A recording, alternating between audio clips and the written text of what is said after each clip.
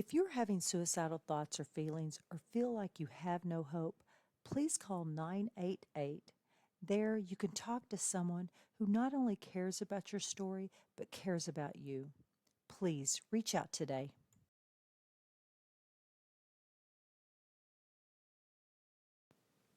Thomas P. Murphy once said, "Minutes are worth more than money. Spend them wisely." At Minutes Wisely, we take that to heart. Our mission is to decrease veteran suicide by providing life changing experiences for veterans, first responders, and Gold Star families. We believe that we can make a lasting impact by rekindling a sense of purpose and fostering community through sponsored tickets to sporting events. These experiences are not just about the game, they're about the moments that can change lives. A simple sporting event can boost joy and instill a sense of renewed hope and purpose for those who have served. Join us in making a difference, become a moment maker, and empower a veteran with rediscovered hope. Visit minuteswisely.com for more information and to get involved. Together, we can make every moment count.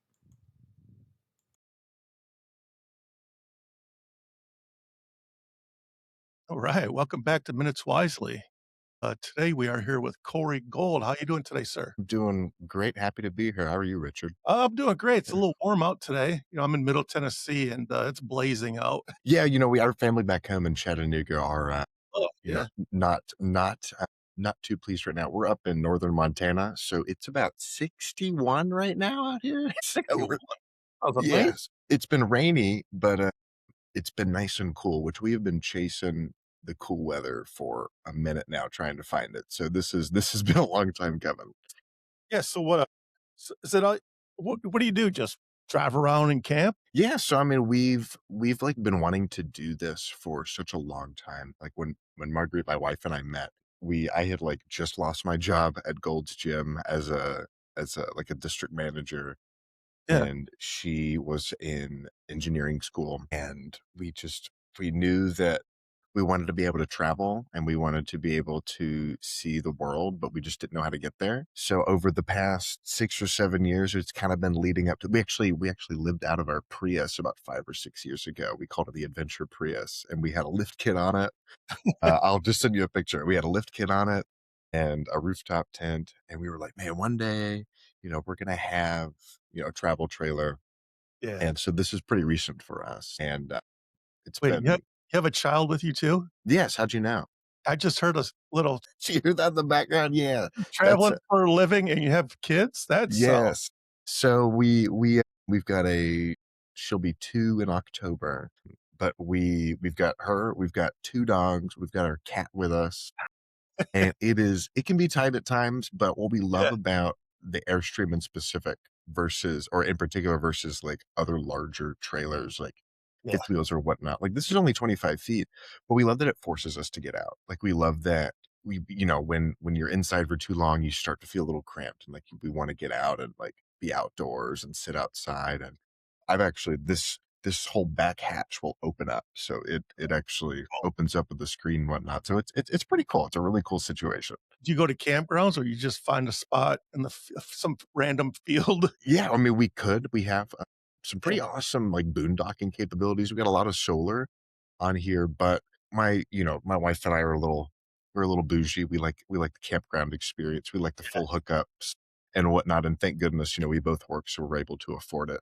But what's cool about our setup is we could go into BLM land or a Walmart parking lot and stay there. And yeah, as long as we had water, we could hang out for a few days, no problem if need be. yeah. So that was my next question. You guys, like, you obviously work remote. Yeah, so she works for it's like tech startup meets engineering firm, and they are kind of revolutionizing home building and automating it and making it much more accessible to people. So she works full time there, and I'm by day a software engineer. That's kind of my trade, and that's what I picked. I actually did it through something called the Vet Tech program, which if your listeners haven't heard of, is really cool. If you have any GI Bill left, and I think it's still out there, the VA will pay for you or not the VA, but the, whatever whoever runs the program. It's a Yeah. federally funded program, will pay for you to go and get a certification in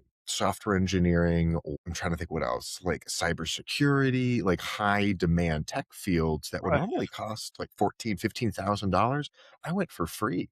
Oh, yeah. And it was, and I got BAH at the same time. So they actually kicked a little money my way Heck, while I was going through the program. So can't recommend that enough. But anyway, that's how I became a software engineer about 3 years ago. And, I that's was gonna my, say, that's a heck of a jump from gold to gym to software engineer. man, which is an even bigger jump, but before Gold, I was in the Army. Before that, believe it or not, I was at NYU I wanted to be an actor. I got at NYU for acting school. So it's been such a, such a ride, this life. I've lived so many lifetimes in my in my 30 years on earth. But yeah, it's a jump. But I like to think that it's all kind of led me to what I'm doing today, Yeah. which is running this nonprofit and helping vets get connected to their VA benefits. Because, like you probably read about me, like I didn't know, like when I met my wife, I had no idea. Like I was just suffering and Mm, had no idea that these benefits existed. And like I said, I had just lost my job. yeah. And it wasn't until almost 4 years after I got out of the Army that I even became aware of VA benefits. And I ran the number and I calculated it out. It was worth about $300,000, like Yeah. all in, for like compensation and healthcare and whatnot. Those 4 years, that if somebody had told me when I got out of the military, like, hey, these things happen to you, go, get yourself checked out. Like I said, that would have been an extra 300K over the course of those 4 years. So, I know the feeling, man. I got out of the Navy literally 4 decades ago. Nobody ever told me about any of this stuff, and, now I'm 80%, trying to get that last 20%. I got some claims in right now, but, like, awesome. I literally had no idea. And if you think about it, like, what incentive is there? It's a Yeah, different program, and also it's like I don't know. There's so much money there that it is set aside for veterans that, in my mind, it's a no brainer. Like it should be, and they should be yeah, connected as soon as you get out. Apparently, more of that is happening in certain branches and on certain parts of the country. So we're looking to change that. We're looking for it to be just a common sense thing. You get out, you got injured or something, like you call us, we'll help you get access to it. yeah, that's awesome. Is there a 'kay, I'm gonna circle back around to your Sure. service time, but I'm very interested in this. So, Yeah. is there a fee to your service? And that's what we're most proud of. Absolutely not. Oh, really? So in my mind, it's all paid for by donors. In my mind, disabled veterans should not have to pay for the benefits that they earned through their time in service. And at the heart Yeah. of it, VSOs, people who Mhm. or a lot of times volunteer to help vets get connected, Yep. or do it for no fee, do it absolutely free or as part of a county office. There are some organizations out there, and some of them do really great work and are very helpful, but there's a lot of organizations out there that will charge quite a bit of money, whether it's back pay or, upfront cost. I went to a program, and I think I paid something like $4,000 to help me with getting from 90 to 100% with filing some Yeah. extra claims. And happily, we were able to cover that cost because we were both working. We were just trying to get access to the other things that 100% unlocks. Right. And they just kind of disappeared on me. Like I started to go through their program, and then they sent me an email and they're like, hey, we're working on our website. And all of a sudden, all my links that they had sent me couldn't access anything. I tried calling, never heard anything. So I was able to get a refund like through my bank, but I don't know. I don't know what happened there. And I like to think it wasn't deliberate, but Right. You never at the know. end of the, it's a, sorry, I mean, I don't mean to cut you off. It's a Oh, you're very good. vulnerable Yeah. population. Yes. Yeah, definitely. Yep. I agree 100. There needs to be more awareness.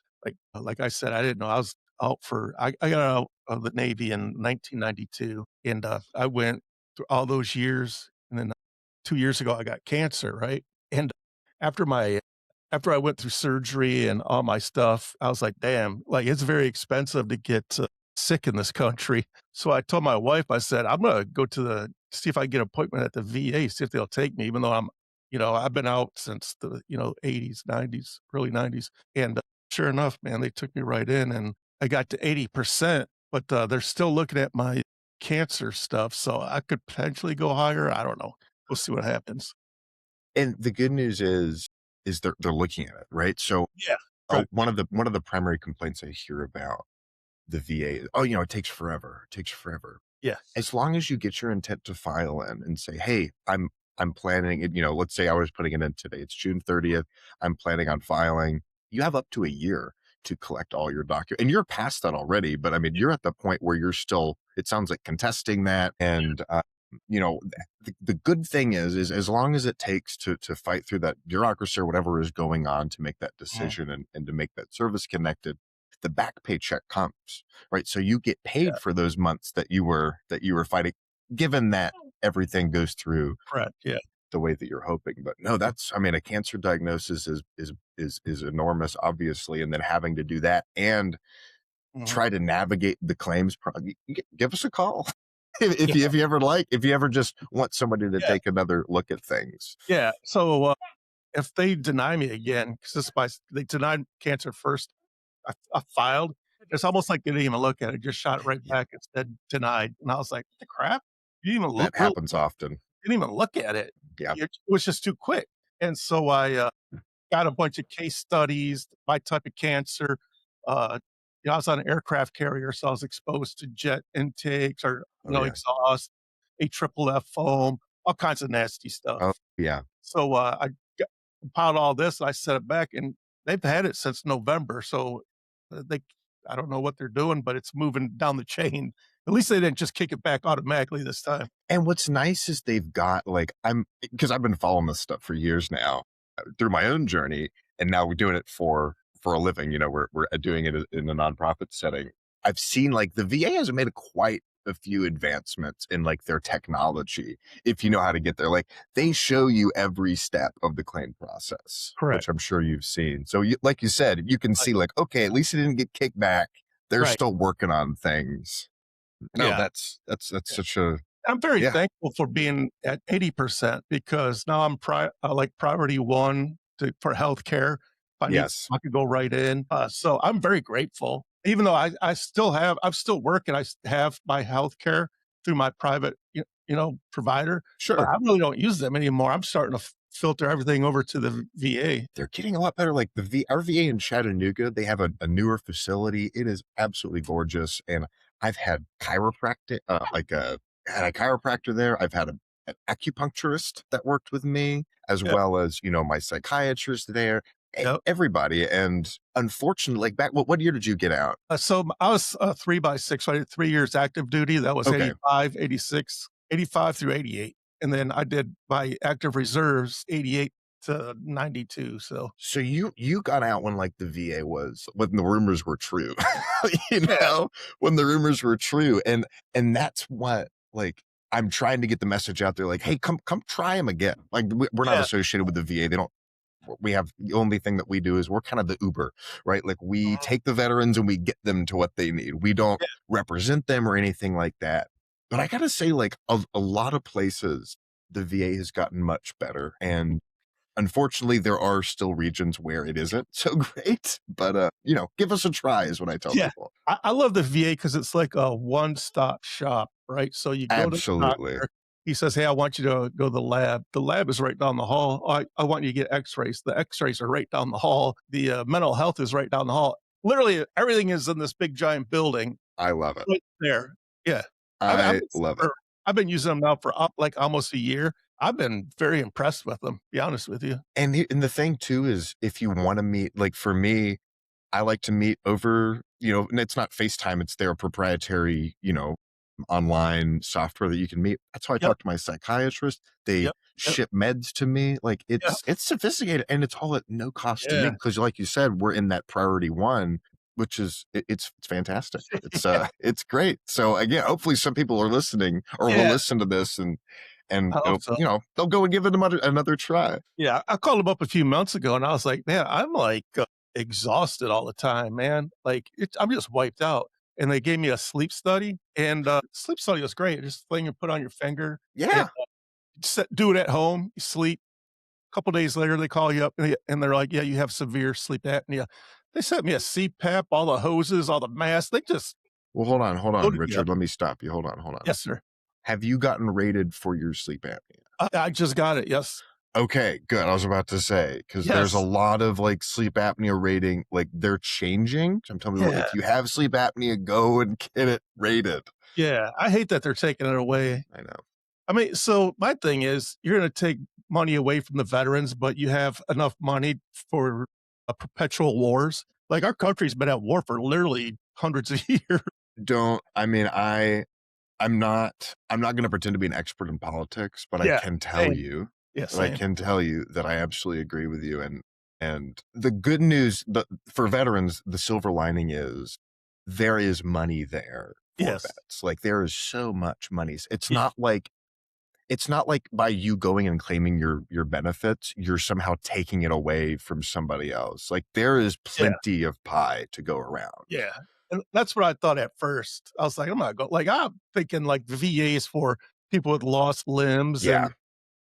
and, like the real, real bad people. Like, I don't mean bad people, but like tore up. People who get, people who Yeah. got shot up or Yeah. like you Yeah. said, lost limbs and whatnot. There's some serious injuries out there in the military. And then, so my wife kept bugging me and bugging me. Then, like I said, then I got cancer and I was like, I'm going to check them out now because I'm good on the cancer right now. But if the cancer comes back, it's going to, like I said, it's very expensive in this country. And that's another part of it too, is like, I feel like that anyway, that's a different Yeah. conversation, but I'm glad that you finally, Right. did go. Cause I think a lot of people have that mentality of like, oh, well, I don't have Yeah. anything. I'm just like, I got all my limbs, I'm Yeah.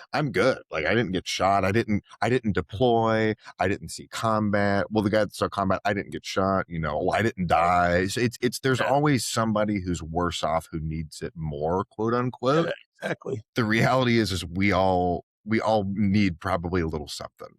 Yeah. And by you going and claiming those benefits, you're not taking it away from anybody. Right. That's what I try to tell us.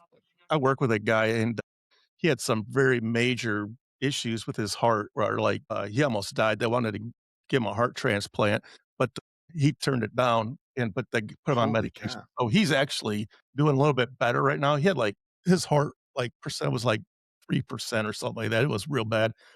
Man. They put him on these meds and he's doing a lot better. And I told him, man, like go to the VA and get checked out because that could be caused from something you did in the military.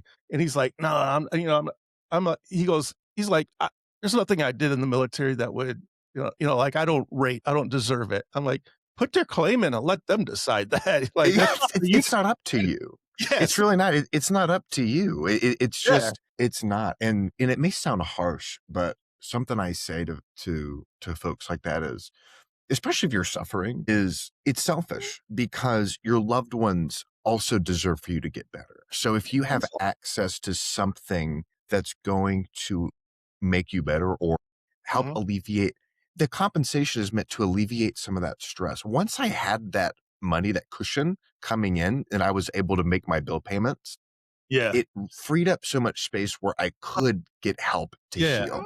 Yeah, so much stress, something you don't have to worry about. You just lifted this huge thing off, this burden off my shoulders. Exactly. Now I can focus on this. Yeah. Absolutely. Yeah. And so it's not, I don't deserve, it's, well, is your family suffering? I can tell you for damn sure, Richard, that my family would be suffering if I didn't receive the benefits that I'm receiving through medications, through that extra compensation for the times that I physically and mentally just wasn't able to work, all kinds of stuff. So yeah, I would, anyway, it's of course it's everybody's own decision, but I think you and I are in agreement. Yeah, 100%. So, hey, I want to swing back to it. Like, did you grow up in Tennessee? Where'd you grow up? Yeah, born and raised. I was one of the first kids born in now our like main labor and delivery hospital, Erlanger East in Chattanooga. And I was there, I lived in a few different homes, but I was in that Chattanooga area all through high school. And then I did go to NYU briefly for like a semester, a lot of joining the Army. And then I came right back to Tennessee. And it's always been home. Chattanooga's our home base. Yeah. My wife and I are so nomadic at heart that we just love. We love being out here on the road. Like Yeah, we just feel so in our element. yeah, that's awesome, man. I love that. Thank you. Chattanooga's a beautiful town, It man. is. Extremely beautiful. I love Chattanooga. Yeah, I don't know if you know this. It was the first national park city. I didn't It realize. was designated as a national park city, which is crazy. I think it's the only one. Yeah, I think it's the only national park city, which is crazy considering back 40, 45 years ago, it was basically just a smog fest. Like it was so dirty and polluted that people didn't even go downtown. It's dangerous and whatnot. And now it's a national park. Yeah, Kind of, it's a little different, but yeah. still, I'm proud. You go down there and it's nothing but like coffee shops on the corner. Yeah. Great little restaurants. It's a great town, man. Look at the river that goes through there. Some nice restaurants over there. That's kind of how the org got started. You're talking about coffee shops and all kinds of stuff. I Yeah, used to just go and walk around downtown, and I saw that we were having kind of, there was a homeless issue. So I was like, well, what can I do for these folks? And this was years ago now. But I would just walk around with like these little, I kind of like went to Walmart. I bought a bunch of like supplies that I thought would be helpful and put them in gallon bags. And I was just walking around handing them out. And, yeah, if I came across a veteran, it was kind of like, how do you get somebody from the streets to the process like you're in right now, where you're filing this claim, you're fighting it. There's just like this layer of disconnect right. for the people who like really need it.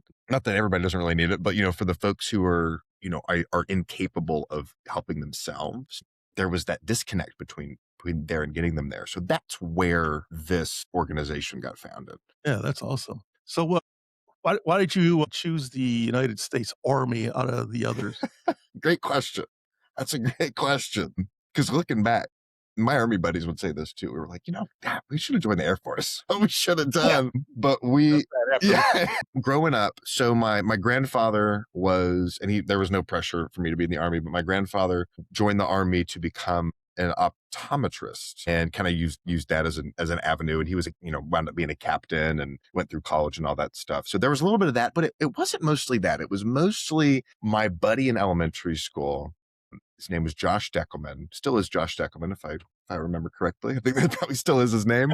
But his dad he started as a ranger, and then I believe he went into the special forces from there. But that was like, we were going to be rangers, like that was when you're growing up as a little boy in Tennessee, like, it's all about GI Joe, right? So we wanted to be like, in my head, that was America's fighting force. That was the best of the best. We were going to be Army Rangers. So flash forward, through middle school and high school and all that stuff and college. And I reached back out to my buddy, and turns out that he had followed in his dad's footsteps. And I was talking to him on Facebook or something one night, and he was like, just about to finish Ranger selection. And I was like, well, heck, I was kind of at this crossroads where I just didn't feel like school was right for me. It felt too expensive. And like, I wasn't going down a path that it just didn't make sense in my head. And I was like, well, that's what I'll go and do. Like that's, it's my turn now. Like he's out there doing it. So that's what I did. And I made sure to have a Ranger contract. I'm trying to remember, 11 X-ray option 40 was the contract, which was like, infantrymen. And then you got to go at least have your shot at Ranger selection after you did airborne school, of course. And yeah, I mean, I wanted to be badass, doing all that cool stuff. Thinking back, it would have been great to have, because I scored pretty well on the ASVAB. It would have been great to have maybe done something a little more, with applications outside of the military, so that I would have more job security coming out of it. But yeah, I mean, you asked why, and that's the real reason right there. I wanted to be GI Joe. Yeah. How far did you get before you got hurt? 3rd out of 5 jumps in airborne school. Yeah, so we had to do 5 jumps in order to get our wings. On our jump week, it was, because you get 2 weeks. It's ground week, and then tower week, and then jump week. So you get 2 weeks to learn how to jump out of a plane, and you get 1 week to demonstrate that you know how to do that. So in our jump week, the weather was shit. The weather was terrible. I'm pretty sure we couldn't even jump the first day due to storms. And then the next day we're in, I think it's called the barn, where you're all sitting, waiting to go up in the AC-130. And we were like delayed. The Air Force wouldn't fly. We kept getting delayed. And so somebody at some point got pissed off enough and said, look, we've got this whole class of guys and gals, and we need to get them through airborne school. So they convinced the Air Force guys to go up anyway. And we went up and I exited the plane. I was the last person in my, I can't remember what they call it, chalks or flights. I mean, I can't remember the exact term. I was the last one out and I came out and something about my exit wasn't right because all I remember is I got buffeted into the plane and started spinning. So it Damn. kind of like dragged me and I started spinning. So when I exited, my chute came out. It wasn't it's not that my chute didn't deploy. It's that when I came out, all my lines started getting tangled like this. Right. And it kind of took a chute. You know, it's the T40, no, the T6. I can't remember the name of the chute, but it's the square ones.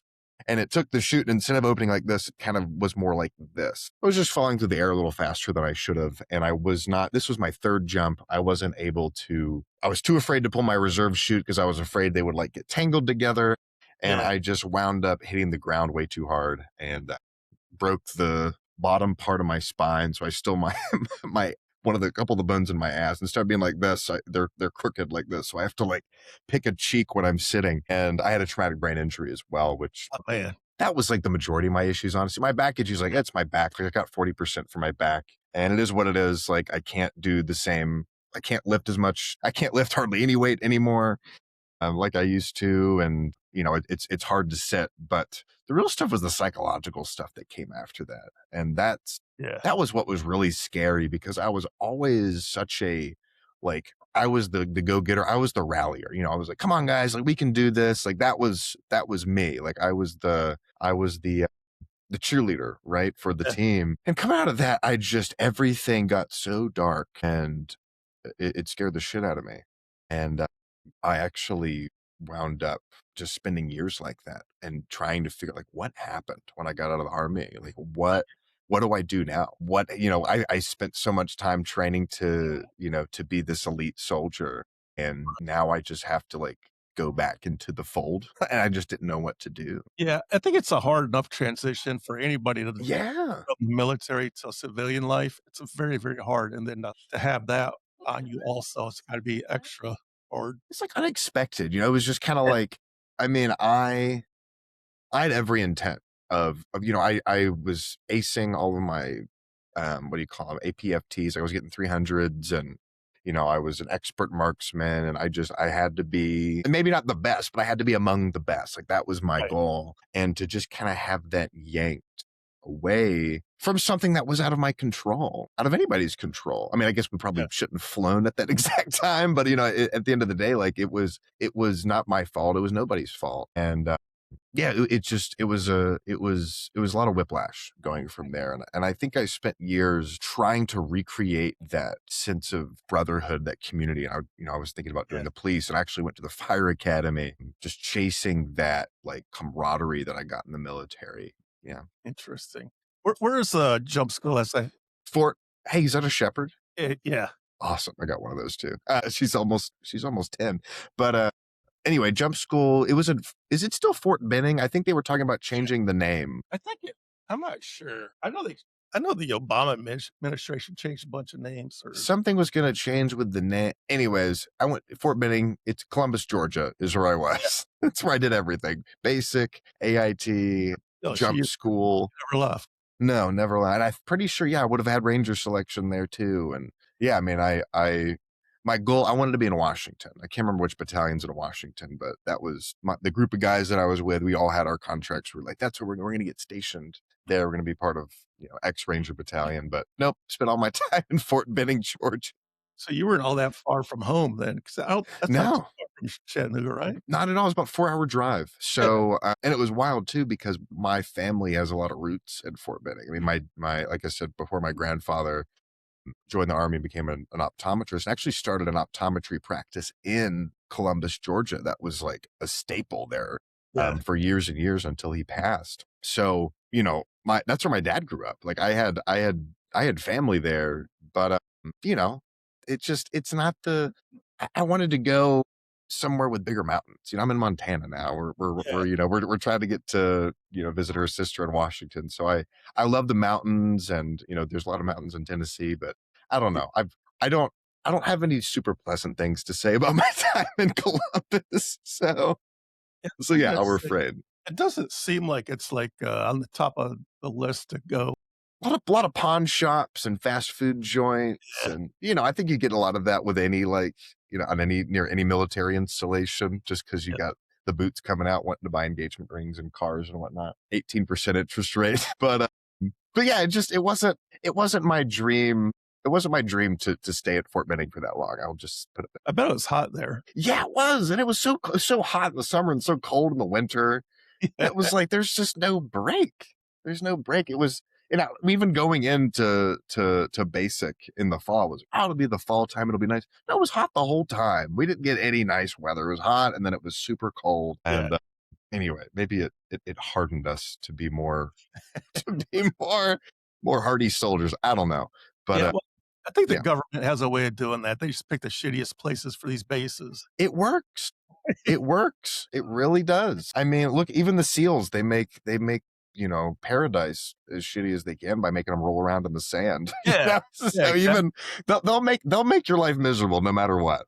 yeah, But there's something to say about that. I mean, there really is. There's something to say about getting to that breaking point and knowing that you can go a little bit farther. And it does something to you. It does something to you. I came out a different person, yeah, not just from the injury and whatnot, but from my training and from my time with those guys. And I think what a lot of people don't talk about enough is when you get out in a situation like that where you don't know, you're not at the end of your term, something happens, you're injured or whatnot, or whether it's on a deployment or in a training accident. And maybe it was just me, but at that point, like it felt almost like I became like contaminated. Like it felt like I lost my friends that continued on after me. Like we had this, like I said, this tight group of guys, and it was, maybe it was inadvertent, but it felt like all of a sudden I was kind of out of the club. Like I was, I yeah. was the broken guy that it was bad luck. So I lost that friend group too. Wow. So again, just trying to find that again after getting out of the military is hard enough. And again, at Worth Their Weight, like we're not just passing somebody off to the next organization. Like we are Right. there with them. We're making sure that they have what they need. For example, we have a vet right now who didn't have a cell phone. So we got him a cell phone so that he could communicate with us. We're building a program right now that's getting folks even more connected. It's going to be called Vet Connect, but the idea is getting devices to veterans so that they can access stuff like their VA healthcare, like we talked about before, Yeah. or job listings to help them, gain employment or find a place to rent or whatnot, and bridge that gap between not having access to those resources and having access. Yes. Somebody wants to get a hold of you to use your service. How do they get a hold of you? Absolutely. So there's two ways. You can check out our website at UTW, Worth Their Weight is what that stands for, WTWvets.org. That'll redirect you to our worththeirweight.org. It's just a little bit easier to type. And it's the same as our phone number, which is 833-UTW-VETS. That's a toll-free line. You can use that to call us. And that's whether you're a veteran who needs help, and again, it's not just for folks who are living on the streets, who are, are having housing insecurity. It's anybody that needs that help. It's for any veteran, any case. We'd love to help you get with whoever you need to get with in order to accomplish that. And sometimes it's more complicated, and we do have to get no, what happened? A monster. Anyway, like I say, it's more complicated, but we bridge that gap. We're bridging that gap. And this is just part of living in a trailer is, Yeah. your office and your living space. It's all the same area. But You gotta really like your spouse to do something like this. when you live in a Prius together for 2 Yeah. months, like it's either something that you love or you're never going to do it again. And we actually liked it. We would have liked to have had a bathroom. That's what brought us to the trailer. But Yeah. other than that, we really do. When we started dating, our families looked at us like we were crazy because I think we moved in together after like 2 weeks. We were like, it doesn't make sense. You're at my place so often. It doesn't make sense for us to have separate places. You'll move in, we'll rent the other place out, and we'll go from there. And we just haven't stopped hanging out since October of 2019. It's awesome. So we are happily in a situation where it works for us. I know a lot of folks that they need a little more space than that, which I get to. But anyway, yes, 833-WTW-VETS. And again, anybody, it's open to any veteran who just wants a little help looking at their at their Yeah. VA stuff. I highly encourage anybody that's a veteran, and even if you think you don't deserve it, it's not your decision. All you gotta do is fill out the paperwork, let them decide. Yeah, so Yeah, don't worry, they'll tell you if they don't think it's service connected. They'll let you know. they definitely will. I sent in a bunch of, claims, and I'd probably say, like, 80% of them are like, "Yeah, this is not service connected." But the ones that stuck, I'm at 80%, so Exactly. And I mean, I'm very open about what I claimed. Like initially, like I said, I didn't even claim my back injury. I had 70% for, they lump all the psychological stuff into one, the traumatic brain injury and depression, all that stuff got lumped into 70%. And then my goodness, I can't. Oh, and traumatic headaches, I had I think 50%. So that put me at 90. And like you said, it wasn't until later where I started looking at kind of what else is going on. Obviously, my back, I got to claim later. And the reason I didn't claim them in the first place is because I had no idea what I was doing. yeah. I had nobody there to help guide me along the way and help get me to the people that I needed to get to. And again, I could have saved a lot of time. I could have saved a lot more money if I had had my organization Yeah. now. So that's where we are. We're just filling a gap.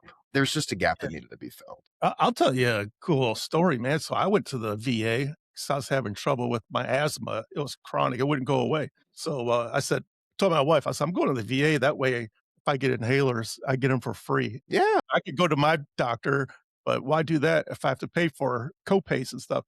So I go see the doctor. He sends me through all this PFT stuff. Like they were very thorough.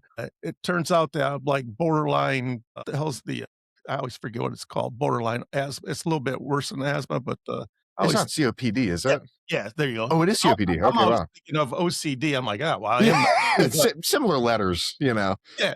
So I'm borderline that, and then so I'm like, "Well, what the hell? I'll just claim that since the VA knows about it now." So I filed a claim for that, and so they put that with, my, sleep apnea stuff, and that really bumped me up. That's what bumped me up to 80%. 'Cause I was at Yeah, 30, so and like you said, and a piece of advice that I I got a didn't know. while ago was a 0% rating can actually be a good thing.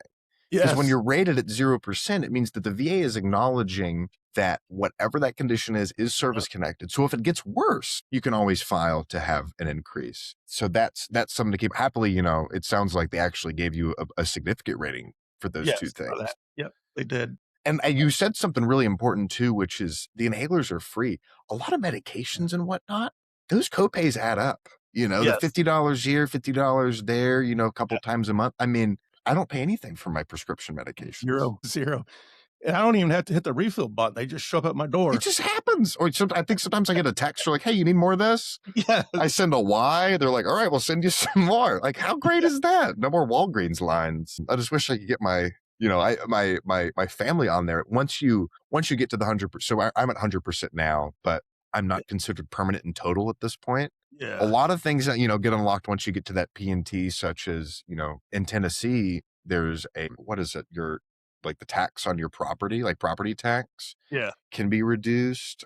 You can get this thing called Champ VA, which are benefits for your spouse and Yeah. not spouse and significant other, your spouse and any like children that you have. It's kind of like sort of like TRICARE, but for people who aren't in the military anymore. There's a lot of state to state specific benefits Yeah. for Yeah, disabled national veterans. parks, Yes, that's a park. huge one.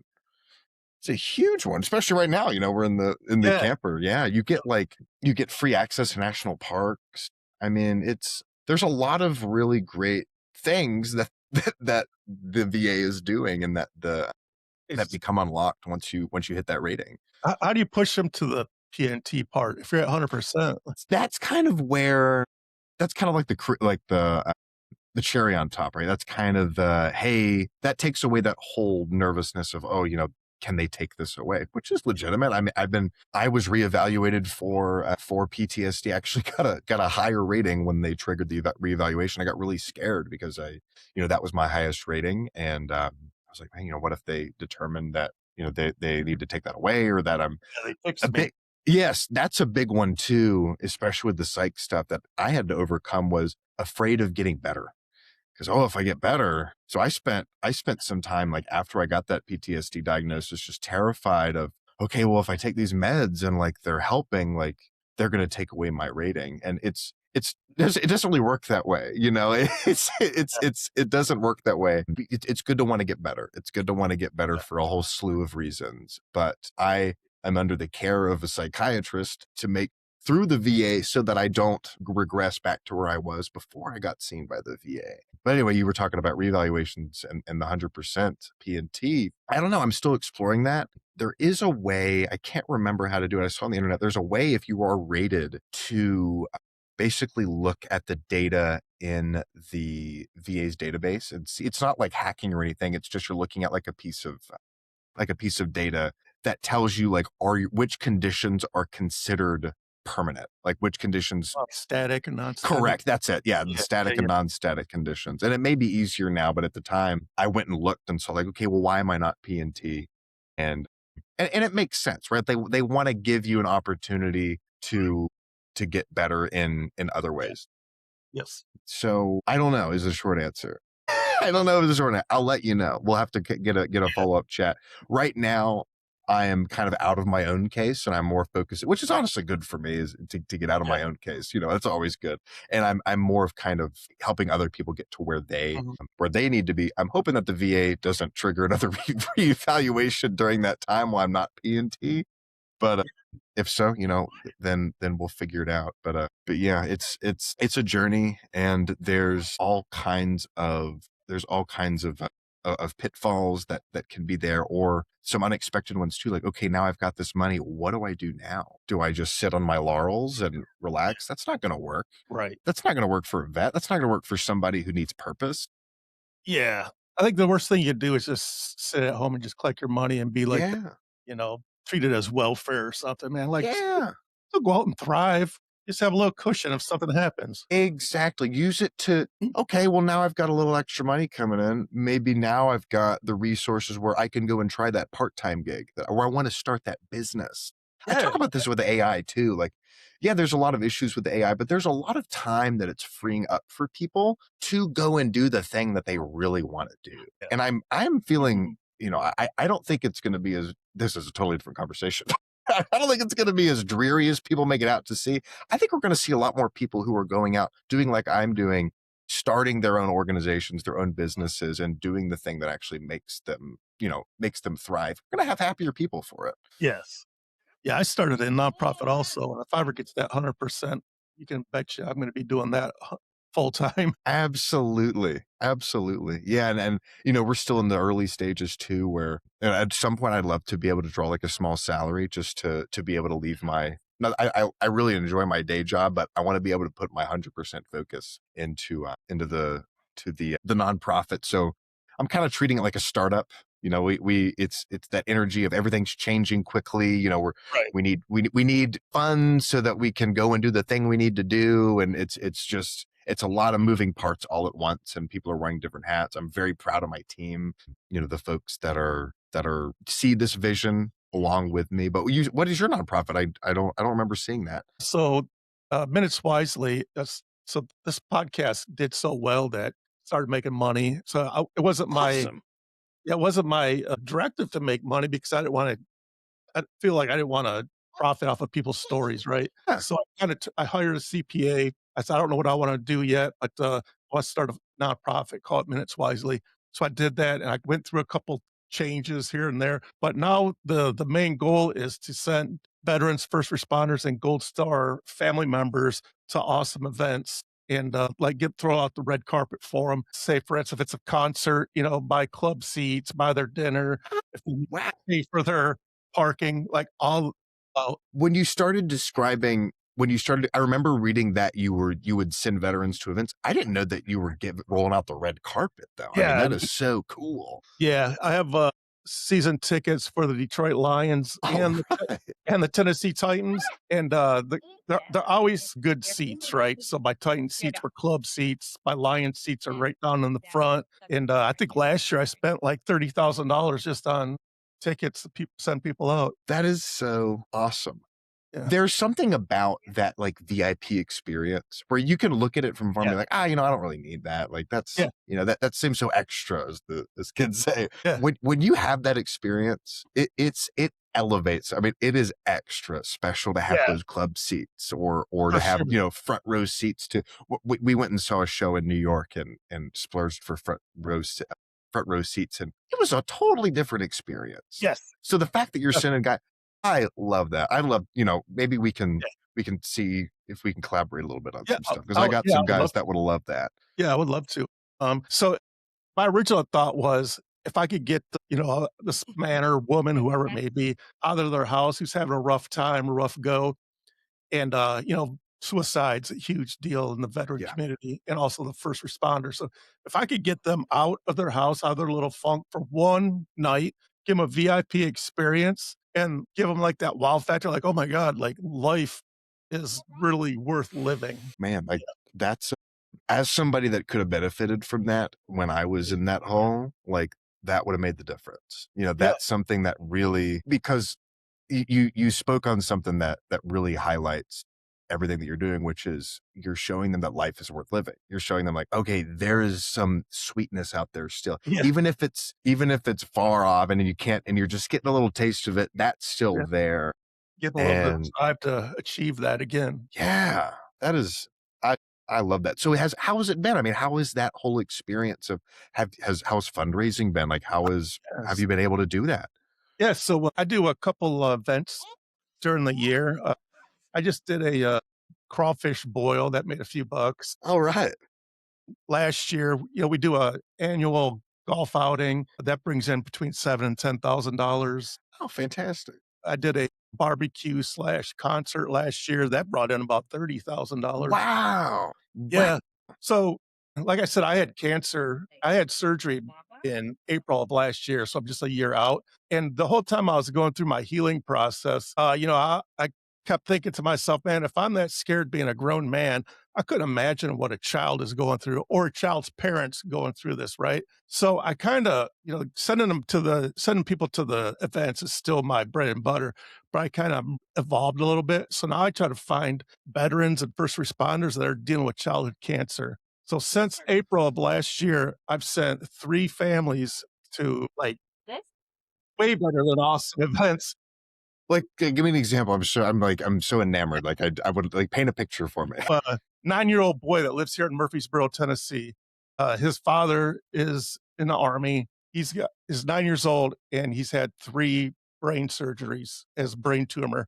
Every time he would, get it removed, his next visit back, it's already started growing back. So I went and I talked to the parents. The parents said, my original thought was because I do a lot of sporting events, is he loves Tennessee football. Maybe send him to a Vols game, like a bowl game, like somewhere in Florida, something big. Yeah. But but also I didn't want him exposed to 100,000 people when he's dealing with brain surgery and cancer and all that bad Good thinking. Yeah, you're stuff. right. The mom says to me, well, all he talks about is going to Disney and building a lightsaber. And that clicked. I was like, I think I could do that. So I started doing fundraising. I sent a family of 4 to Disney World for an entire week, paid for every Awesome is that? yeah, Wow. And you can't talk about I mean, like, I don't think there's anybody that could have used it more or that yeah, could have needed it more. Wow. I mean, that's the kind of story that I'm in. Even if you didn't have anything else like that, I mean, you could die happily, I think, Richard. yeah, yeah, That exactly. is so cool. That is so cool. Yeah, we're fairly new into this. We really just got founded back in April and just trying to figure out ways, to fundraise and make money. So we've landed on I love rucking as exercise. I'll throw a little weight in a pack Yeah, and take a walk. And so we're going to do a ruck march called Carry the Weight in Chattanooga. We'll have 2, 6, and 10-mile option. You can, sign up for which one. We're kind of doing it like walkathon style, like, St. Jude used to do back in school where you'd go and you'd like go ask family members, I'm walking a few miles, like pledge me $5 a mile. That's kind of how we're doing it. So people are able to take charge of their own donations and they can start teams, and we're going to have awards for, top individuals, top teams. So I'm hoping it'll be an annual thing, but it's something we're trying. And hopefully it'll go great. I'm hoping that it's an experience like your awesome barbecue that you had. yeah. That would be great. But Well, even just to have people out there supporting is super let me cool. know. I'm only like an hour and 20 minutes away. I'm going to send you an invite. I'm going to do more than Yeah, let you know. I'm going to yeah, insist. I'll definitely try to make it if I'm about to have a granddaughter. So, but as long as Congratulations. thank you, as long as I'm free, I'm 100%. I love doing stuff like that. For sure. Well, here's the good news is that even if, if you're not in town for whatever reason, we're doing it so that people can do it virtually too. So, Oh yeah, you can ruck in any zip code. We're just asking people, take a video, take a picture on social, show us where you are. Are you in Timbuktu? Are you in yeah, Alaska? Where are you? Are you in Murfreesboro? We yeah. want to know where you're rucking, and you can ruck anytime over that weekend. It doesn't necessarily I have to be got in you. Chattanooga. Yeah, But we'd love to have you down there because we'll be there marching, and we're going to be broadcasting on social media. And I'm hoping it'll be a big fun, gathering, and that it'll yes, just get bigger and better every year. That's the yeah, goal. yeah. At the very least, I could come down and set up my table. Heck yeah. Oh yeah. Well, okay, we'll talk offline. Yeah, Absolutely. I'm not going to do the 10-mile ruck, maybe the 2 mile, but Sure. I don't know. I'm gonna be there. I was thinking about this the other day too, because I'm just getting I'll have days where I'm feeling like $1,000,000, and I'll have days Yeah, where I've got this limp and I'm like, honey, I think I need to get a cane. yeah, And depending on what kind of day I'm having, it may be a 2 mile or 200 yeah, meter. I don't know what it's gonna look like, but yeah. Heck yeah. I'll be there. Yes. Another thing I do to raise a little bit of money for the nonprofit is I wrote a cookbook Cool. from sailor to backyard cook. That's awesome. That's me and my grandmother right there. And you know what's cool about this cookbook is if you open it up and you go to a recipe, I don't know if let me see. There's a quote in here. I took quotes from my podcast from my guests and put quotes in there and they're verbatim. I That use is so I cool. use AI to extract quotes. So my original intent was to do like a book like Chicken Soup for the Soul, but just have quotes from my expiring quotes from my guests. But then I was like, dude, I love cooking. Why don't I write a cookbook and just put the quotes inside the throughout the cookbook? We were just talking about that. So because of AI, you were able to do something like a passion project. Yes, yes, Like that. I love that. You have to tell her to get a copy of that. That is so yeah. cool. That is so cool. So what, like, can you give me an example of a couple of your favorite recipes in there? The marinara by far. Okay. The marinara, everybody loves the marinara, but everything in here is pretty damn good. A l- I do a lot of cooking outdoors, but everything that's in this book, you can convert it and do it in the oven or on the stove. Okay, good, because we've got a gas stove. Like it's honestly a nicer kitchen setup than I've had in Yeah. any of my homes. It's got like a vented hood and all that. So I'm definitely not a chef, but Yeah. I love food, and I will cook it in order to get to the eating part. I just love cooking because the way I look at it is there's so much division in this country today. The one thing that brings people together is food. My dad always says that, and Yeah. that's a big part of. I grew up Jewish, and that's a big part of the Jewish culture is a lot of things happen around food. It's. I heard Fran Drescher. She had a quote. I don't know if you ever watched The Nanny, but she said, "No, honey, we're Jewish. We don't come home. We don't come home drunk. We come home gassy. Food's a big part of Yeah. our culture, and it's the one thing that no matter what your age is, whether you're 2 or you're 100, everybody's got to eat. Yeah, exactly. You And, know, no matter what walk of life you're from, like, everybody's an as long as you're a good person, I wouldn't say everybody, like, pretty much anybody, if you're a good person, if you have a good soul, you're welcome at my table at any time. I love it. I love it. And it doesn't mean you have to agree. It doesn't mean that you have to Yeah, all have the exactly. same opinions, but as Yeah, long as we're all willing yes. to talk about it and be able to have Yeah, discussion or not have discussion, or just say, hey, you know what? We're yeah, just not going to talk about this. Or, we're gonna talk about other stuff. We're gonna talk about being in the army or being, or yeah. whatever, or cooking.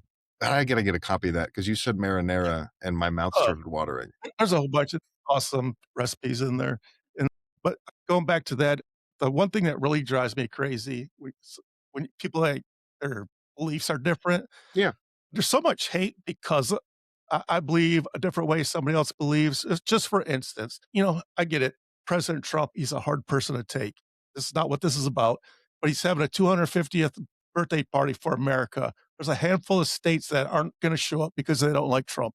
That ain't cool, man. Like, you got to put yourself higher than that. It's about your country, not the guy that's sitting up there that got elected. You know what I'm saying? That just drives me nuts. And the thing too is presidents are going to change. Yeah, That you got 4 there's a years lot to of get over it. presidents are going to change, and at the end of the day, presidents are going to change, but the people are still going to be there.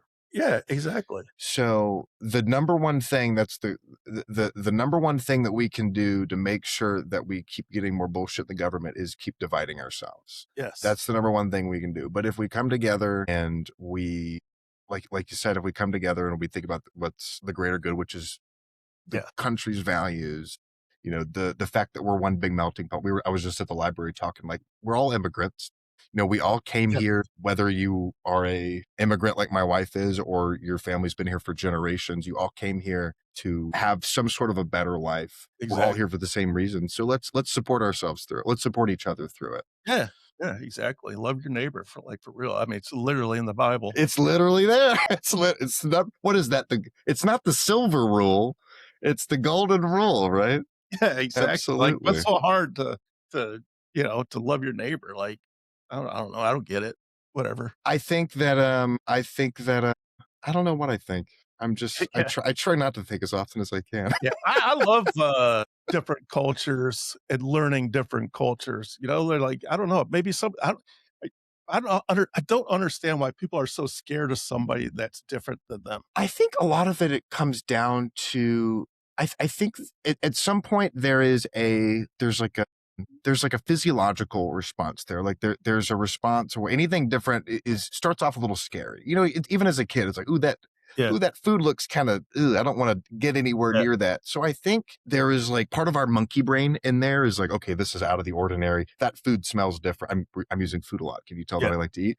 That food smells different. I don't, it uses different spice. I don't know. I don't want to eat that. We've got family members, I'm sure you do as well, that refuse to eat anything in certain cuisines for whatever reason. And I think it's just you miss out. There's so much to learn and be gained from traveling, and I know a lot of people don't have the resources, especially right now. There's a lot of economic instability, so people aren't able Yeah.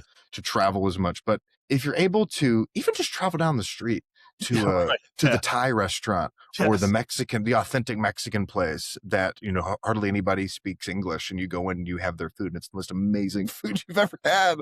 I mean, go and try something out of your comfort zone, because Definitely. it opens you up to things that you didn't even know you liked. Yep. Yep. That's one thing that I will give the United States Navy. It took a 18-year-old white kid from Dearborn, Michigan, and put me on 4 different continents, so I got to see how people lived, and it really did change my life, man. Like, it's unbelievable, man. I just love what the Navy gave. What do you think was the fate? Like you're getting off. So how long were you on the ship at one time? The longest period of Yeah. time, 130 days. Holy, so you're there for what about? I can't imagine. A Yeah, little over 4 months, yeah. Yep, right? Over 4 months. yep. Maybe it wasn't that one, but one of these where you're out at sea for a long time and you come up upon this port or this whatever. Which was the one that you were the most like? Oh, this is fantastic! I'm so happy to be here. There's a couple of them. Probably one of my favorites is Australia, where I was able to be Ooh, in Australia for, like, a little over a week, 7, 8 days, and that was over a Christmas vacation, or, it's not really vacation, what part of Christmas time. Australia did you land in? We stopped in there, and, that was amazing. I'll tell you, May have we lost went you. to, uh There we go. we went to Mombasa, Africa, and it was, death and destruction there. It just smelt like death, and, people were disease ridden. And again, this was in the mid '80s. This is at the height of the HIV pandemic, and 90% of the people in this port were HIV positive. Holy Elephant, smokes. yeah, elephantitis. I've seen it on TV, but I've never seen a real person with a club leg or a club arm. It was common there, like, because there's no medication. You get a common, like, flea bite or something, and it just does it's crazy, the disease there, because they don't have the inoculations like America does. But, I was walking through the streets of Mombasa, Kenya, and this lady approaches me with a newborn baby, and she doesn't speak a lick of English. She only speaks Swahili. She's trying to give me her baby, and she's crying. So she loved her baby so much that she was willing to give it to a teenage kid from America so that baby would have a better life. And that one day changed my outlook on life forever. I don't even know what to say. I mean, I never experienced anything like that, especially as a Yeah, dad now. Like the idea of, because it doesn't matter where you're a parent, right? Every parent You know, Yeah. it's the same. It's one thing that kind of unifies us all, right? It's all you just want what's best for Yes. your kid, and the fact that You locked up. Can you hear me? yeah, that is. Hello. Hello. Am I back? There we go. You're I don't know back. what happened. Yes. It's saying I have a good connection, but then it Yeah. just went out all of a I sudden. was gonna say for camping, you got a great connection all the way up until that one spot. Starlink, seriously, Starlink. You know, Starlink. say what you want about Elon, but I mean, Yeah. I'm very pleased that we can because of Starlink, we're able to stay connected, and it's not cheap, but I mean, obviously, it's worth it if we're able to do our Yeah. jobs. Yeah. Yeah. Yes. I don't know where we stop, but yeah, that We one were day. talking about that experience you had in Yeah. Mombasa in Kenya, and yeah, I mean, Yeah. That one I don't day. think there's anything left to say. I think you Yeah. can just drop the mic on So that, Richard. it really aggravates me when people complain about our country and this. Like, you have no idea. You should go talk to this lady with a little baby 40 years ago, because I'm pretty sure that little baby's probably dead today. I could almost guarantee it. And you said a mouthful there with, I mean, it's so easy and it's crazy because we have access to more information than we've ever had in the history of the world. And we're still somehow the algorithms, right? The powers that be want us to be so right here in our bubble so that we Yes. don't see what's going on out there. And we don't say, holy cow. Yeah. I mean, we're very fortunate to be where we are. And, you know, Def- I mentioned my wife's an immigrant. I mean, their family came over to have a better life for where, their where are they kids. from? South Africa. Yeah, nice. Yeah. South Africa. Does she know And Elon Musk? yes, by heart. Yeah, no, but not by heart. Yes, by it was they were buddies back in. Yeah, no, they. But what's funny about Elon Musk? Like she looks at Elon Musk. She's like, yeah, I mean, I can see that you can tell he's from South Africa. You can just you can just tell. But no, I love South Africans. I've actually learned a good bit of Afrikaans, which is this like very teeny tiny language that only a very few people speak. It's kind of like Dutch, Flemish, but it also has like some of the native African languages in it as well. So it's a really cool language. But yeah, like you said, I mean, it's compared to the majority of the world, like things are going well, and we're grateful every day. Yeah. So before we sign off today, message of the day is go outside, breathe, shake your neighbor's hand, and love life. I love it. I love it. And you know what? The rain stopped not too long ago, Richard. So I think I will go outside. I'm going to go out and touch the grass, and Heck I've got yeah. neighbors all over. So yeah, I think I'll go and socialize. Yeah, I'm feeling pretty good to be alive after this talk. exactly. Go thank God that you were born in America. Absolutely. And which is a good feeling to have here, 5 days before the 250th anniversary. It's true. Happy birthday, America. Yeah. What are you doing for the 4th of July before we stop? Probably nothing. I'm just gonna enjoy my 3 days off and You're not do. gonna just enjoy it. I love it. Yeah, I probably watch love a it. lot of baseball. I'm a very patriotic person, so Well, it's America's pastime. yeah. So I'm not really sure. I don't think like I've been to the fireworks show in Nashville. Told myself I'll never do it again. There's literally a million people down there. Took me 2 3 hours just to get out of the city because it's gridlocked. It's like the ball drop, and you look and you're like, oh, that's so cool that they're there doing the ball drop, and it's Yeah, not yeah. even close. I'll never do it again. Well, we inadvertently, like, we're here at this campsite here in Montana, and we rolled up, and they're like, "Oh, are you here for the 4th of July celebration?" It's like, "What are you talking about?" Apparently, they have this huge, fireworks show, and they're going to have stuff for the kids, all kinds of stuff. So we inadvertently stumbled in on a super cool 4th of July celebration. We'll be enjoying over the weekend. One more thing before we sign off. I almost forgot because you got locked up. Sure. You mentioned that you're Jewish. I don't know if you Yeah. heard, but up in Michigan, just a couple of months ago, a guard saved a whole bunch of Jewish kids because a guy rammed his car into the synagogue, and he was going to kill a bunch of people that were in this church/school. No, I didn't hear about this. I So don't understand how. yeah, so you got to look it up. It's in Michigan. Yeah, we'll do. So it was my life mission to get a hold of this guy that saved all these Jewish kids' lives because I want to do something really cool for him. Yeah, absolutely. Police officer. I got a hold of him, and I'm going to fly up to Detroit this winter, and I'm going to escort him to a Detroit Lions game. I'm going to pay for the entire night, and I'm going to let him pick out whatever jersey, whatever he wants, pro shop, and it's going to be great. I can't wait. That's going to be awesome. That is going to be awesome. Hey, I can't make this up. You said Michigan. That's going to be one of our stops. I think honey, when are we going to Michigan? When are we planning on going to Michigan? Yeah, we're thinking the fall. Yeah. We'll be up in that neck of the woods. Yeah, we're gonna go all around because apparently I haven't spent much time there. It's one of the most beautiful places you can go and Yeah. take your I was trailer. born and raised in Michigan. I've been in Tennessee now for about 12 years. I've transferred down here from my job, transferred me down here, but I am the biggest Michigan. I wouldn't say groupie. Fan. Yeah, Groupie, I like it. yeah, I'm a fanboy of Michigan, I especially love in the it. fall. In the fall is absolutely gorgeous. As the Gen Z say, you stan. You stan Michigan. That's awesome. No, we'll be there. So I'll report back. Yeah, But keep we'll all, have to talk again. yeah. Keep in contact, and when you get ready to go up there, let me know, and I'll point you into the right direction. Oh, you know it. Yeah, you know it. Well, thanks so much for having me on the show. I really Yes. enjoyed talking with you. Yeah, I even went over the hour. Oh yeah, look at that. It was just such a great conversation. I couldn't help myself, Well, seriously, we'll meet again. I'll have to keep you in the loop Yeah, of for what's sure. going on. And hey, we're gonna need to link up because I want to be able to send some vets your way to have some Yeah, special experiences. yeah, what 100%. You got my email address, and I think you got my cell phone number, right? Yes, sir. All right, perfect. Yeah, yeah. Keep in touch and safe travels, and let me know how it's going while you're out on the road, man. Thank you. I will Keep- absolutely keep in touch. Maybe we can loop around again in a couple of months and see how you're doing wherever you're at. 100%.